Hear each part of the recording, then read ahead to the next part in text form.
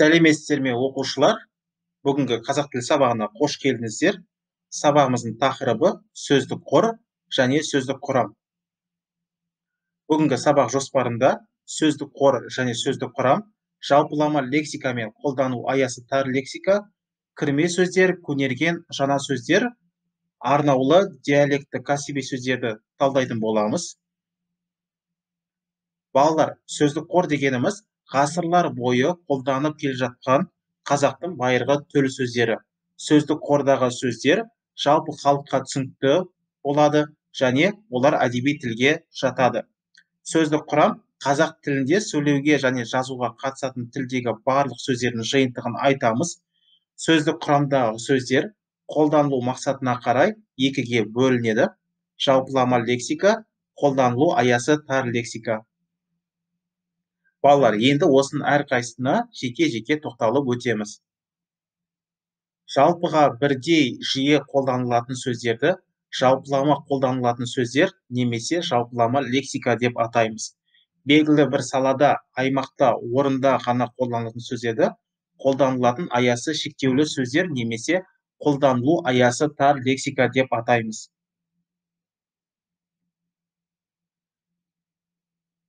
Сөздік құрам өзі іште бірнеше топқа бөлінеді. Оның біріншісі кірме сөздер. Кірме сөздерге басқа тілдерден енген сөздер жатады. Қазақ тілінде моңғол, араб, парсы, орыс тілінен енген сөздер өте көп. Мысалы, моңғол тілінен сөз ену кезеңі 13 ғасырдан басталады. Мысалы, нөкер, жасақ, аймақ, жарлық, абдыра, алтын сөздерін жатқызуға болады. Келесі, араб, иран сөздері тәжік, өзбек тілдері арқылы енген. Мысалы, мектеп, емтихан, ғылым, ғалым, медресе, пән сөздерін жатқызуға болады. Орыс тілінен сөз ену кезеңі 18 ғасырдан басталады. Мысалы, парта, кино, цирк, бәтеңке, тәрелке, сөмке, жәшік сөздерін жатқызуға болады.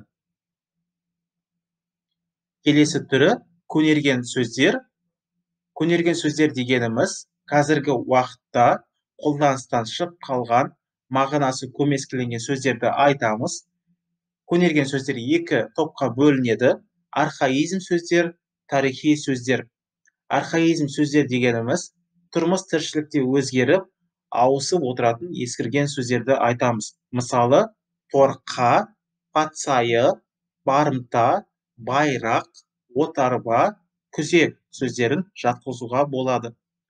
Тарихи сөз белгілі бір дәуірде қолданылғанымен, қазір қолданыстан шығып қалған сөздер, мысалы, уез, нөкер, батырақ, ауылнай, кебіс, уәзір, патша, хан, қалқан, жасақ сөздерін жатқызуға болады. Жаңа сөздер. Ғылым мен техниканың дамуына байланысты қолданысқа енген тілдегі жаңа сөздер. Оны ғылыми термині неологизмдер деп аталады. Мысалы, ондай сөздерге кеден, ұшақ, ғарыш, құжат, ғаламтор, ұжым, зымыран, іс-сапар, көрермен сөздерін жатқызуға болады.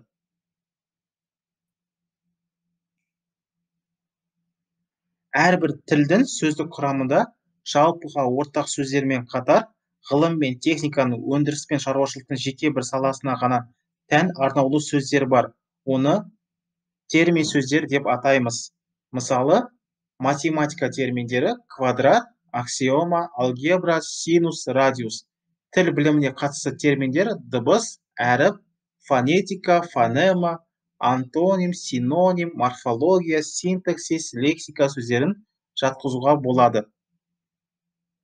Келесі, диалект сөз немесе жергілікті тіл ерекшеліктер деп атаймыз. Диалект сөз дегеніміз белгілі бір аймақта тек ауызекі тілде ғана қолданатын сөздерді айтамыз. Диалект сөздер мысалы азанда, сым, бәдірен, жар, шылапшын, кесе сөздерін жатқызуға болады. Мысалы, азанда деп отқан сөзіміз ол бізде таңертең деген мағынаны білдіреді. Сым деген сөз ол шалбар деген мағынаны білдіреді. Бәдірен қияр деген сөзді білдіреді. Жар ол қабырға деген мағынаны білдіреді. Шылапшын леген деген мағынаны білдіреді. Кесе ол пиалай деген мағынаны білдіреді екен. Яғни өзі атайып тұрғандай, әрбір аймақтың өзінің қолданылатын сөздері болады. Соны диалектті сөз деп атаймыз. Келесі сөздер кәсіби сөздер. Кәсіби сөздер дегеніміз кәсіп, шаруашылық, өнер түрлеріне қатысты сөздер.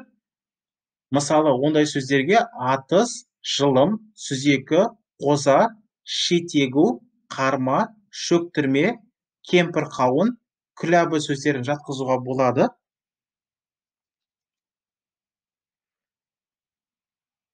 Оқушылар, бүгінгі сабақта біз сіздермен сөздік қор мен сөздік құрам жайында, сонымен қатар қолдану аясы тар лексика мен жалпылама лексика анықтама беріп өттік. Кірме сөздер, жаңа сөздер, термин сөздер, кәсіби сөздер, диалект сөздер барлығына түсініктеме бердік. Сіздерге барлығы түсінікті болды деп ойлаймын.